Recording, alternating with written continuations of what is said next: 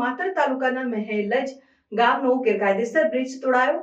માતરના મહેલજ ગામથી ખેડા તાલુકાના રડુ ગામને જોડતું વાત્રક નદી પરનો 100 ફૂટનો ગેરકાયદેસર બ્રિજ તોડાયો। વાત્રક નદી પર સિમેન્ટની પાઇપો નાખીને બનાવેલ 100 ફૂટ લાંબો ગેરકાયદેસર બ્રિજ ગ્રામજનોએ તોડ્યો। મામલતદારના આદેશ બાદ આ ગેરકાયદેસર બ્રિજ તોડી દેવાતા સ્થાનિકોને મુશ્કેલી। રડુ તેમજ મહેલજ ગામના ખનીજ માફિયાઓ દ્વારા બનાવેલ બ્રિજનો ઉપયોગ ખનીજ ચોરીના વહન માટે કરવામાં આવતો હતો। ખનીજ માફિયાઓ દ્વારા બનાવવામાં આવેલા બ્રિજનો ઉપયોગ સ્થાનિકો પર કરતા હતા। નદીની આસપાસ ગેરકાયદેસર માટી અને રેતીનું ખનન કરી આ બ્રિજ મારફતે ટ્રેક્ટર દ્વારા આ પારથી પેલે પાર લઈ જતા હતા। રિપોર્ટર પ્રતીક ભટ્ટ, નડિયાદ। મારું નામ સજ્જાદ ખાન રસુલખાન પઠાણ, મહેલજ ગામનો રહેવાસી। સજ્જાદભાઈ, આ પુલ જે બન્યો છે એ પુલ ક્યાં, કઈ જગ્યાએ અને કેટલા અંતર? રડુ મહેલજ વચ્ચે વાત્રક નદીમાં બનેલું છે અને 70 થી 80 ફૂટનું છે। પુલ શાના માટે બનાવવામાં આવ્યો હતો?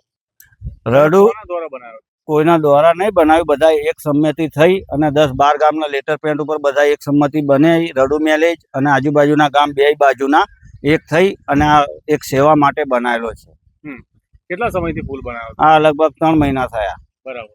અત્યારે પુલની પરિસ્થિતિ શું છે? અત્યારે પુલ મામલેદાર સાહેબને ઉપરથી ઓર્ડર આવ્યો, એમના ઓર્ડરથી અમે પુલ તોડી નાખ્યો। શું માંગ છે તમારી? અમારી માંગ એ છે કે સરકાર પુલ બનાવી આપે તો આ બધી ઝંઝટ જ ના રહે। અમારી માંગ એ છે કે પુલ બનાવી આપે સરકાર તો અમારી આ કોઈ ઝંઝટ જ ના રહે ને અમારે પછી આવી બધી મુસીબતો જ ના રહે।